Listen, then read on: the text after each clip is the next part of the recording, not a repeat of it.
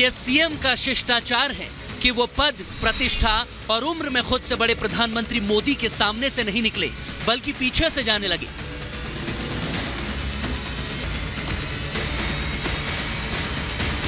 पीलीभीत में सीएम योगी कुर्सी से उठे और पीएम मोदी की कुर्सी के पीछे से पोडियम की तरफ जाने लगे, लेकिन मोदी ने रोक लिया और सामने से जाने का इशारा कर दिया।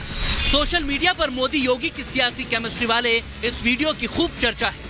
चर्चा तो योगी के देश भर में ताबड़तोड़ दौरे और उनके दंगा मुक्त यूपी मॉडल की भी खूब हो रही है। कोई दंगा करता है तो हम उसको उल्टा टांगने का काम कर देते हैं, लटका देते हैं उसको। बहुत ज्यादा कोई बकबक करता है तो बहनों और भाइयों, मिर्च का झोंका नीचे से लगा दिया जाता है, फिर सारी भों अपने आप ठीक हो जाती है उन लोगों की। योगी अपने राज्य से लेकर दूसरे प्रदेशों तक प्रचार की कमान संभाले हुए हैं, मगर अब तक यूपी में उनके विरोधी मैदान जंग में नहीं उतरे हैं।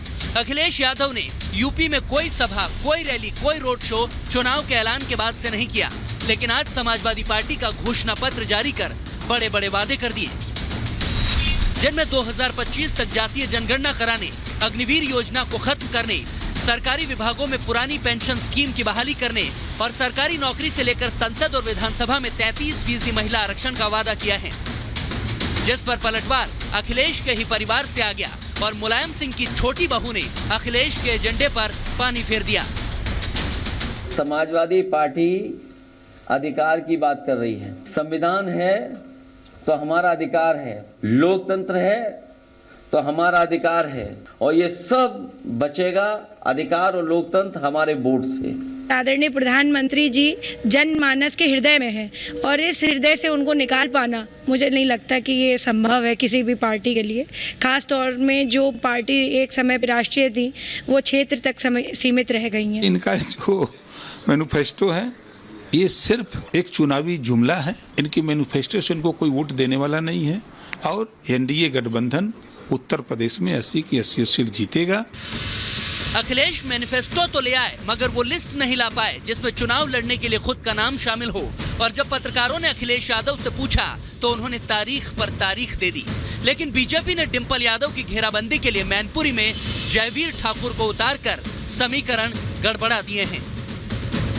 आपकी बात से जोड़ता हुआ उनसे कहना चाहूंगा कि जहां से उन्हें सूचना मिली है वहां बता दें कि उनका भी नाम जल्दी अनाउंस कर दो।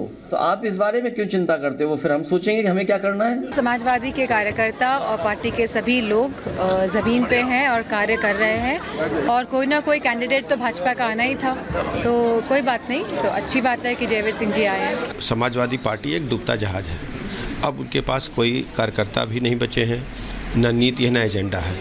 आप देखेंगे उत्तर प्रदेश राज्य में 80 की 80 सीटें बीजेपी जीतेगी।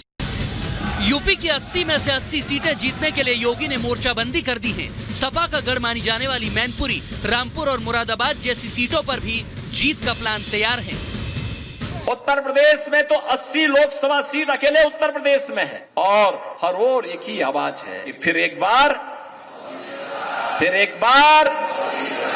जो लोग कर्फ्यू के पक्षधर रहे हैं, दंगा पॉलिसी जिनकी इस पूरे क्षेत्र में यहां के निर्दोष नागरिकों पर झूठे मुकदमे दर्ज करके यहां के नौजवानों के जीवन को जिन लोगों ने निगलने का काम किया था, उन लोगों को कभी माफ करने की आवश्यकता नहीं। उत्तर प्रदेश को बाबा मॉडल स्टेट बनाकर चुनावी दंगल में उतरे हैं, मगर उनके विरोधी अब तक कंफ्यूजन से बाहर नहीं आ पाए हैं। क्या राहुल अखिलेश का ये सुस्त रवैया और कंफ्यूजन चुनाव में भारी पड़ने वाला है? और योगी का ताबड़तोड़ रफ्तार से प्रचार 24 में मोदी को 400 पार कराएगा? इसी पर मथुरा से आज की महाभारत। मेरे साथ इस वक्त बीजेपी के प्रवक्ता राकेश त्रिपाठी जी जुड़ रहे हैं, विनय सिंह जी राजनीतिक विश्लेषक हैं, समाजवादी पार्टी के प्रवक्ता प्रोफेसर धर्मेंद्र यादव हैं, दुष्यंत नागर जी स्टूडियो में हमारे साथ हैं, कुश अंबेडकर जी हैं, बीएसपी के समर्थक हैं, संजय मिश्रा जी राजनीतिक विश्लेषक हैं। मैं सबके पास जाऊं, राकेश जी आज मथुरा नगरी में हैं हम, तो आपके पास आऊं और इस धुआंधार प्रचार के बारे में बात करूं उससे पहले यहाँ पर जनता का एक मूड लेना चाहती हूँ। यूपी की 80 सीटें, फाइट इस बार जबरदस्त है। एक तरफ कहा जा रहा है 80 में से 80, दूसरी तरफ से कहा जा रहा है कि टक्कर भीषण है। क्या लग रहा है? देखिए यूपी में तो 80 में से 80 पूरी मिलेंगी। किसे मिलेंगी?